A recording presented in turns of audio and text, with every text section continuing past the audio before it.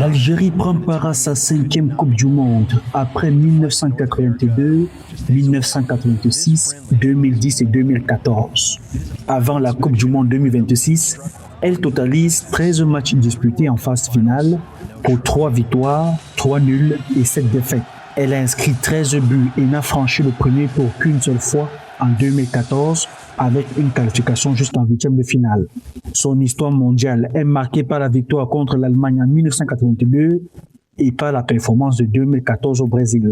On doit jouer contre le champion du monde où il n'y a personne qui nous donne la possibilité de gagner le match. Mais c'est bien clair qu'on va quand même entamer le match sans l'idée de rentrer sur la pelouse en pensant d'avoir déjà perdu le match. La Jordanie, c'est une équipe qui depuis de longtemps progresse et ne perd quasiment jamais de match. C'est une équipe qui progresse, qui a aussi une attente maintenant.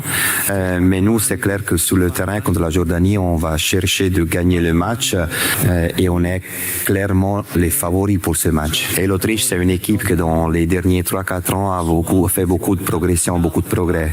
Et ils ont des joueurs qui jouent en très haut niveau. Mais eux aussi, dans les dernières années, dans les dernières dizaines d'années, ils ont eu aussi des problèmes de se qualifier pour le championnat du monde. En préparation, l'Algérie a battu les Pays-Bas 1-0 à Rotterdam.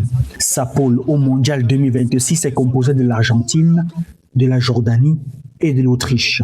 Les Fennecs débutent le 17 juin contre l'Argentine, championne du monde entier, avant d'affronter la Jordanie le 23 juin, puis l'Autriche le 28 juin. Le sélectionneur considère que la deuxième place du groupe peut se jouer entre l'Algérie et l'Autriche.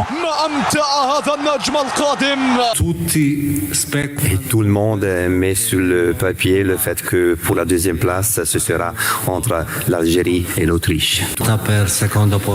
L'effectif algérien s'appuie sur plusieurs cadres, dont Riyad Mahrez, Mohamed Amoura et Nabil Bentaleb. Le groupe aborde cette Coupe du Monde avec un bilan historique limité, mais une expérience accumulée sur 5 participations et l'objectif de franchir une nouvelle étape dans le tournoi.